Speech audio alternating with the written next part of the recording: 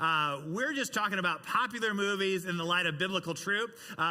These are things that your family, your friends, your neighbors, schoolmates, everybody's going to the movies and seeing these things. And so we're just going to talk about them in the light of biblical truth to build bridges there. And today we are talking about the Super Mario Brothers movie. And it's a big movie that came out.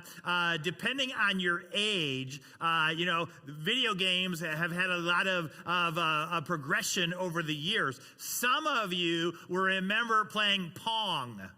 Anybody remember Pong? Yeah, I mean, it was like a ball and boop, beep, beep, beep. And man, that was exciting, wasn't it, right? But I remember as a kid when we got Nintendo, the NES, the Nintendo Entertainment System. I mean, before this, you had to go to the arcade and put quarters in the machine and play Pac-Man and Space Invaders and Centipede. And I'd like to think somewhere in the world, there is an arcade machine that has my high score on there. I don't know why, but I'm hoping that there is somewhere. But this was in your house. You could play the video games at home. And I think that Mario Brothers was like standard issue. If you bought the NES, you must have got Mario because it was on everybody's system. Everybody was playing. In fact, man, remember Nintendo 64, the 64-bit image? I mean, man, that was an upgrade from Pong. Boop, beep, beep, right? Man, the sound and the color. And man, it was amazing. Even today, people still want to go back to the Nintendo 64 system because of the nostalgia of the images. But this has been a part of our life for the last few decades. And this year they introduced Mario to the big screen, to the movies, and so everybody has some reference to Mario in some way, it seems like. And the story of Mario that the movie tells is Mario is a plumber, and Mario and his brother get sucked down this sewer pipe because they're plumbers into the Mushroom Kingdom, this world of the Mushroom Kingdom, and they get separated. Luigi and Mario, the brothers, get separated, and so Mario goes on a search with Princess Peach and with a mushroom named Toad, and they have to battle the evil fire-breathing Bowser, and he's trying to rescue the world in this way. And it's a fun movie, and we have Mario Kart out on the big screen. After the service, you can go out there and hang out and play Mario Kart. During the pandemic, when everybody had to stay at home, I mean, our family, we were playing Mario Kart. And I don't want to brag, but championship tournaments. And today, I don't even know. I'm like, what button are you pushing? How do you even, just a few years ago, I was winning, and now, they're doing all kinds of stuff on the game that I don't even know how to do. And they've leveled up their game. And, life is a lot like the game of Mario, that there are different levels that you want to level up. You want to move ahead. You want to have success. You want to accomplish something. There are things you want to do in life and get to in life. And my kids have had the movie on this week at the house watching it. And I've said, well, I must not be very good at Super Mario's because I've never seen that in the video game. That must be the upper level, right? I'm like, I don't even know what this is. But in our life, what we want to do is we want to level up our life. And sometimes we feel like we're stuck where we are, or we don't really know, what do I do to get to the next level, or what do I do now? Where do I go from here? And today we want to talk about leveling up your life, and we want to talk about a man in the Bible that faced a labyrinth, a maze of life, just like Mario did. He went from a pit to a prison to the palace. He gets the girl in the end, and he saves the world.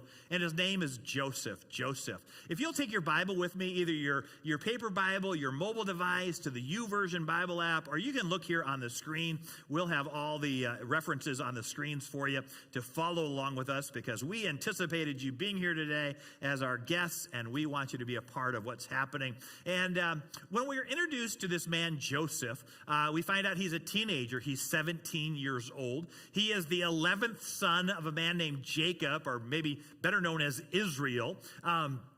And in fact, he's the favorite son in the family. His dad buys him a coat of many colors. So maybe you've heard that expression, or you're familiar with that story about Joseph. But he's a young man just starting out in life with all of his potential, all these things in front of him. And he's got to level up his life.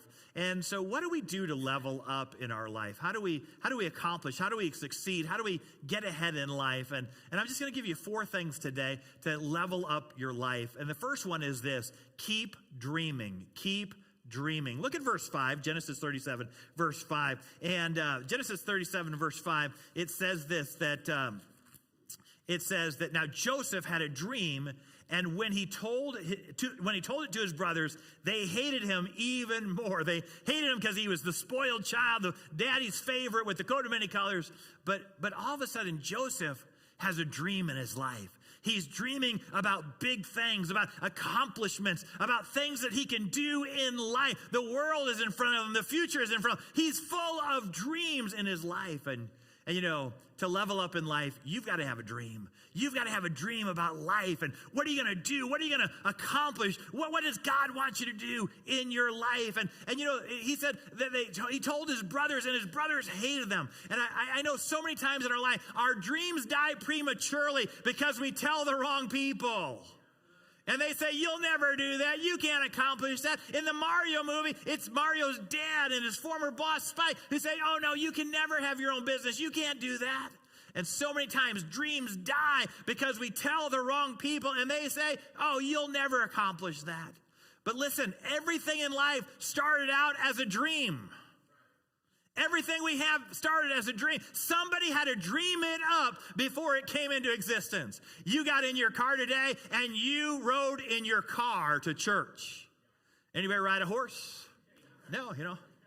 But somebody had a dream, that first automobile up. And they said, I'm going to dream that we're going to have an engine that'll drive us, and we'll go. We won't need horses, and we won't have to feed the horse, and we won't have to clean up after the horse.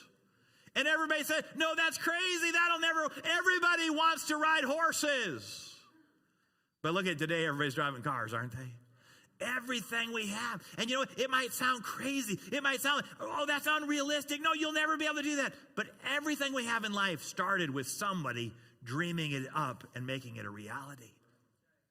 And you know, you start your life and you're full of dreams. And you're like, I'm going to do this, and this is going to be great. I'm dreaming about my wedding. I'm dreaming about having kids. I'm dreaming about my job, my career. This is how my life is going to go. And then sometimes life doesn't go that way, does it? And you realize, oh man, that person that I dreamed about, my dream spouse, they turned out to be a nightmare. And my kids, they didn't turn out the way I wanted to. And my job, I thought I was going to be at the top, and yet, look, it didn't turn out the way I wanted it to be. And sometimes life can steal and kill the dreams that we have. And maybe you're here today and you're thinking, oh yeah, I tried to dream once and it didn't work for me. Oh, yeah, I was hopeful. Oh yeah, I was the youthful, enthusiastic person once who dreamed about things, but man, life has really killed the dream of my life. What do I do now? Well, the same thing that happened to Joseph. Joseph told his dreams, and the people didn't like his dreams. They frustrated his dreams. But if you look at chapter 37, verse 9, it says this, Genesis 37, verse 9. Then he dreamed another dream. He dreamed another dream. Maybe your marriage didn't work out. Hey, would you dream another dream?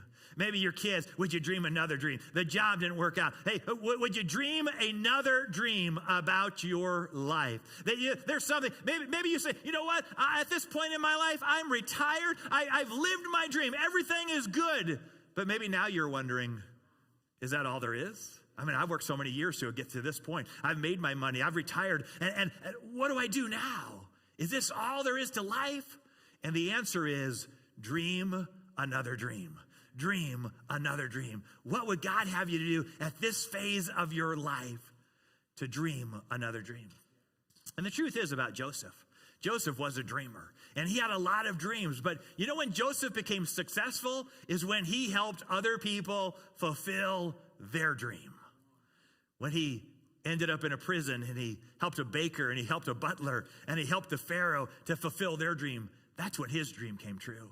You know, we have a good friend here of our church, Paul Lavino. Paul Lavino. If you've been to Mexico with us, you know Paul Lavino. And we've got our Mexico mission trip coming up in the spring of next year that we'll take a group down to Rocky Port, Puerto Penasco, and do mission work down there. But Paul is still active as a pastor. He's on staff. He's not the lead pastor anymore, but he's still active on staff at a large church in the Phoenix area. But he has this ministry called Dream Maker Ministries. And his dream is to go make other people's dreams possible.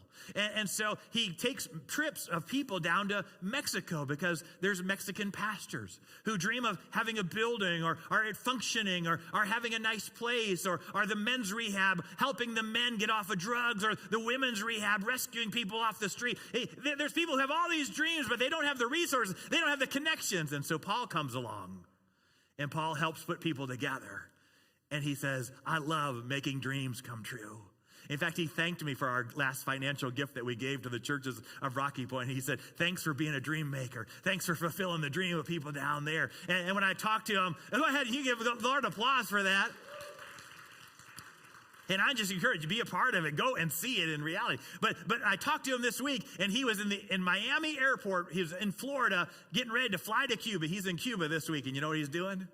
He's making Cuban pastors' dreams come true.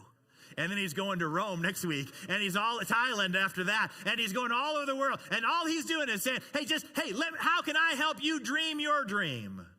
And you know what? Paul's having the time of his life because he's a dream maker. And sometimes you say, I don't have a dream on my own. I don't know how to dream. I don't know what I would do. Hey, find somebody who has a dream and make their dream come a reality, and you'll find your dream in doing that. If you want to level up in life, you've got to keep dreaming. You're not too old. Life isn't too hard. You can dream another dream. Number two, the second thing is don't cheat. Don't cheat. In video games, there's all kinds of abilities and powers and extra lives and get you to another level. There's all these secret things in video games that you got to explore, and you got to discover how to find them and get the power and the ability to do these things. And so it's a little bit of a challenge when you're playing the game to find out and discover and figure this out. So to help people who don't know the code in order to do this, press A, B 3 times and X, Y 4, they sell cheater codes. You can buy the cheat codes for any video game you want, and you don't have to struggle in the game trying to figure it out. You just know the code, and it gets you to this level, and it gives you this power to get you through this phase. But where's the fun in that, right? And you know what? Life is like that. Life will tell you, if you want to get ahead, if you want to be successful, you've got to cheat. Hey, cut a little corner over here. Hey, don't tell the whole truth about that. Hey, fudge those numbers just a little bit. I mean, that's just the way business works in the world today. That's how it is if you want to get ahead. You want good grades in school, you've got to cheat. You've got to, that's the way the world works. And so often in our life, there's this temptation, there's this pull just to use a cheat code. Hey, let me just get by here a little easier. Let me not have to work. Let me not have to struggle over it. If I just knew the cheat code. And we find in the life of Joseph that he's this young dreamer, and he's full of dreams, and his brothers hate him. And so they throw him in a pit, and then they sell him as a slave, and he ends up in Egypt as a slave. They make fun of him. Oh, here comes the dreamer. Let's see what happens to his dream when we sell him as a slave. And it's so easy for him to cheat in his life. But let's look at Genesis chapter 39 and see what he does. In Genesis 39, we pick up the story of him being sold as a slave down in Egypt. And it says this: Now Joseph had been brought down into Egypt, and Potiphar, an officer of Pharaoh, the king of Egypt, Potiphar was the captain of the guard, an Egyptian, had bought him from the Ishmaelites who had brought him down to Egypt. And the Lord was with Joseph, and he became a successful man, and he was in the house of the Egyptian master. And so he gets sold as a slave. He's sold to Potiphar, the captain of the guard for the king. And he's made to be a servant in that house. And the thing is about it is he's successful because he's faithful, and God is with him. And even though he's been in the pit and now he's a slave, God is still blessing his life. He's still leveling up in his life. But then there's this temptation to cheat, to use a cheat code. If you look down at verse 6, it says this. So Potiphar left all that he had in Joseph's charge.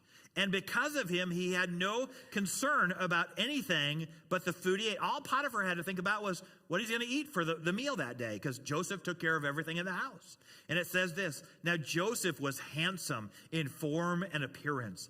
And after a time, his master's wife cast her eyes upon Joseph and said, lie with me. But he refused, and he said to his master's wife, behold, because of me, my master has no concern about anything in the house, and he has put everything that he has in my charge. He is no greater than me in all of this house, except that he has kept nothing back, except you, his wife. How can I do this great wickedness and sin against God? And she spoke to Joseph day after day. He would not listen to her. He would not lie beside her. He would not be with her. And here's this woman at work who's making an appeal, and she's batting her eyelashes at you. And, oh, come on, it's consensual. Nobody will know. We're two adults. I won't tell if you don't tell. Nobody will find out. Who's it going to hurt? It won't harm anything. And so often in life, we feel that pressure to use a cheat code and say, hey, I could get away with it. Nobody would know. Who's really going to, no one will get hurt out of it. Just between me and that person, or, everybody's lying about this, or if you're in business, you've got to do it that way to cheat, to get ahead in business. That's just the way it is. And the temptation is there. But notice what he says. He says, no, I've got to be faithful. I've been entrusted by my master with everything, and I can't do that to him. You're his wife. I can't do that to you. And ultimately, I can't do that to God. And I've got to say no to this. And he refused, and he refused. And what happened was, because he refused her, she lied about it and said he really did try to attack her. And so he's thrown into prison. He's gone from the pit to the prison, and now he's in the prison. But God is with him in the prison. And he's struggling in that prison, and there's a baker from the king's work there, and there's a butler who come, and they both have dreams, and Joseph helps them with their dream, and he tells them about what's going to happen through their dream. And he said, hey, just remember when your dream comes true, remember me. Would you say something to Pharaoh and get me out of this prison? I'm in here. I was wrongly accused. Please get me out of here. But you know what? The baker and the butler, they forget about Joseph when their dream comes true. They don't remember him any longer. And he comes to this place where he's struggling in the pit and in the prison. But God raises him up, and he becomes the prime minister of Egypt at the crucial time the world needs him to be there. And as Joseph is looking over his life, we discover the third key to leveling up in life. And that is honoring God. Honoring God. Go to the last chapter of Genesis, if you would, to chapter 50. Let's take quite a jump here in our Bibles to Genesis 50, verse 20. As Joseph is looking over his life now, it's been many, many years since he was 17, and he started out as a fresh-faced kid with all these dreams, and he's been to the pit. He's been to prison, falsely accused. He's been overlooked and forgotten about. Life left him behind. He's faced a lot of hardships in his life. And yet he's always honored God. And when Potiphar's wife came to him and said, lie with me, he said, I can't do that. I can't sin against God. He's always honored God in everything, even though it's caused him hardship and difficulty. But when he's at the end of his life, this is what he says to his brothers in chapter 50, verse 20. He says, as for you, you meant evil against me, but God meant it for good, to bring it about that many people should be kept alive as they are today. He looked at the people who'd hurt him, threw him in the pit, sold him as a slave, caused all the hardship, all the difficulties of his life, and he said, you meant that for evil. But you know what? God was in control of my life. And what you meant for evil, God used for good. Look at what he's done today to save people and to use my life. And so often in our life, we get upset about how our life, it didn't turn out the way I thought it would. And why did that happen? And well, it was supposed to be like this. And we get so frustrated over our life instead of just honoring God and understanding the sovereignty, the absolute control that God has over our life, that God's in charge. And he takes all the broken pieces and all what we think are missing pieces, and somehow he puts it all together and makes something beautiful about it. You know, when I was a youth pastor, many years ago, probably a few more manys in there I need to tell. When I was a youth pastor, the room that we used at the church for our youth room, for our youth nights, was also used by the ladies' sewing group. And they had this contraption that, you know, they lowered from the ceiling, and they put their quilt on the contraption, and they'd stand, it was waist high, and they'd stand it, and they'd sew, and they'd talk, and, you know, have a good time. And then when it came to youth group, the thing was on pulleys, and we'd raise it up, pull it up to the ceiling, and, you know, all the kids, all the teenagers loved it, because they'd all be like, let me see if I can jump and hit that thing, you know, yeah, you know, you've been a kid, you know how it is, right? And they're all, you know, hitting it and everything. And I'll tell you, you know, when that thing was raised up to the ceiling and you walked under it, it was the ugliest thing in the world. I don't know what those ladies are thinking. This will never sell. Who's going to want this thing? All I see is loose thread hanging down, and that patch doesn't go with this piece over here. I mean, that's ugly. That doesn't make any sense to me. But I'll tell you, when they lowered it down and you got a different perspective on it, you'd say, oh, look how beautiful that is. When you're looking at the bottom side, it's loose pieces and loose threads and mismatched, and it doesn't go together. But when you see from God's eyes your life, you can look back and say, look at the beautiful masterpiece. Look how God used that dark spot over here, and he put it over here, and he used this. And look how God brought everything together for good. And you can rest in his goodness and his sovereignty over your life. The fourth key here to leveling up is to freely forgive, to freely forgive. Look at verse 15 of chapter 50, if you would. It says this, that when Joseph's brothers saw that their father was dead, they said, it may be that Joseph will hate us and pay us back for the evil that we have done to him. So they sent a message to Joseph saying, your father gave this command before he died. Say to Joseph, please forgive the transgressions of your brothers and their sin, because they did evil to you.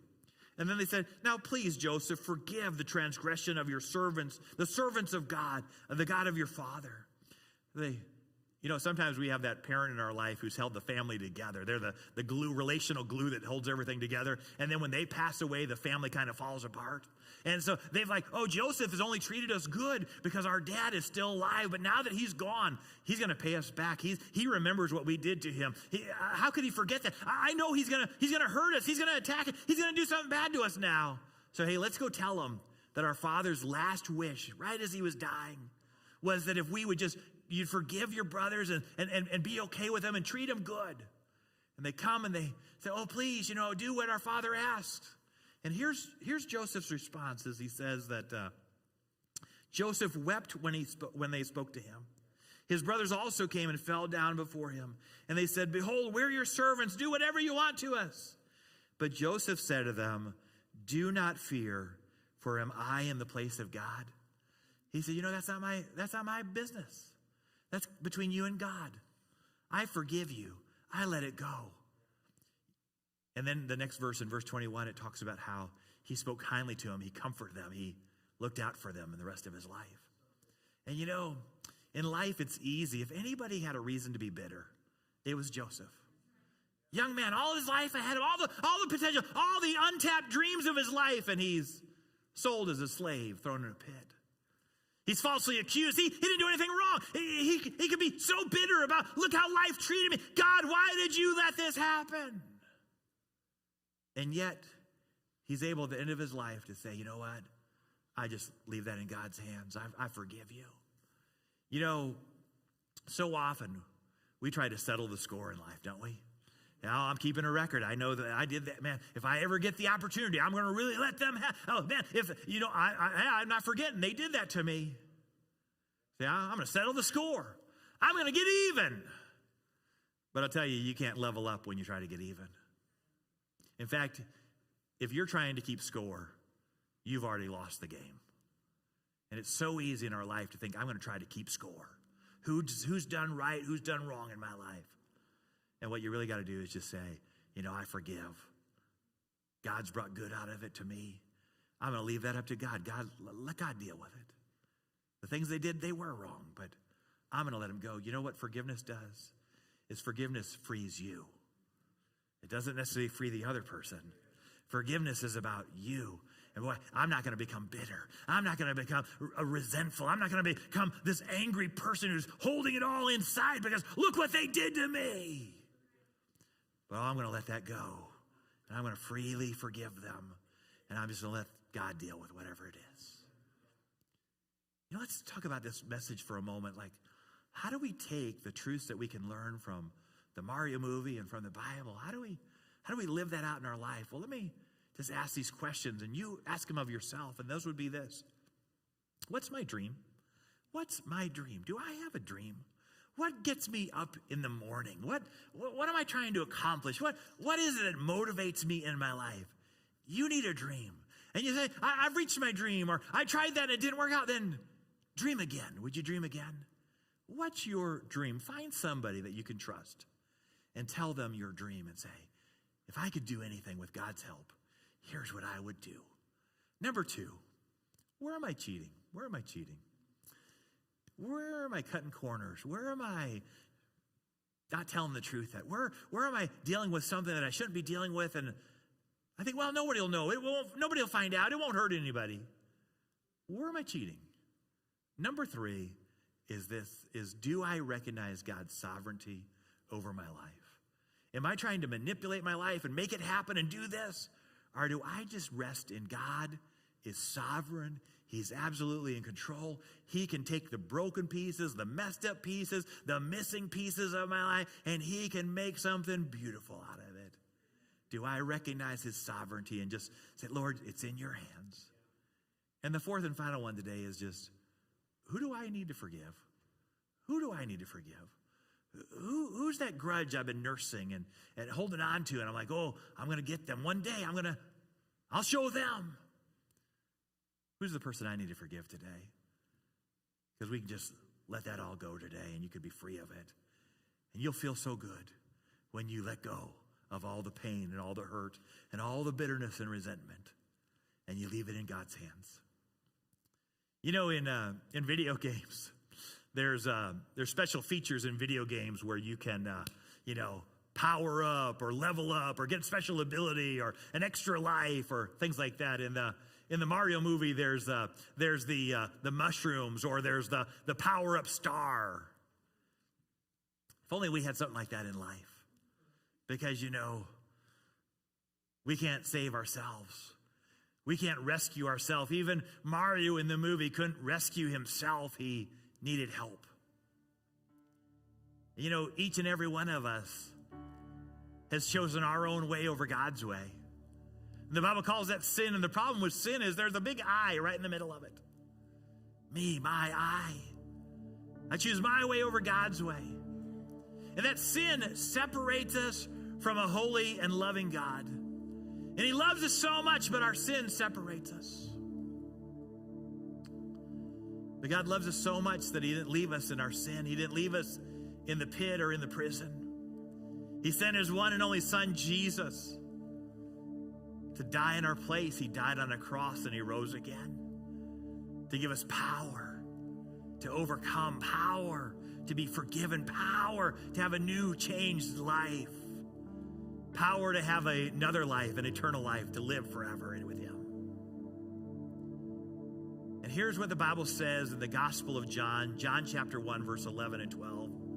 It says, Jesus came to his own, and his own people did not receive him.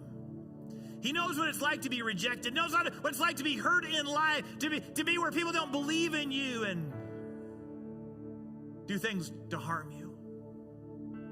Came to his own people, and his own people didn't receive him. But verse 12 says this. But to whoever did receive him, and believe in his name, he gave them the right, the power to be the children of God. Today, when you put your faith and your trust in Jesus, you get powered up. You get transformed. He'll forgive you of all of your sin. He'll radically change you from the inside out. He'll connect you with his family, the church. And he'll weave you into his plans for this world.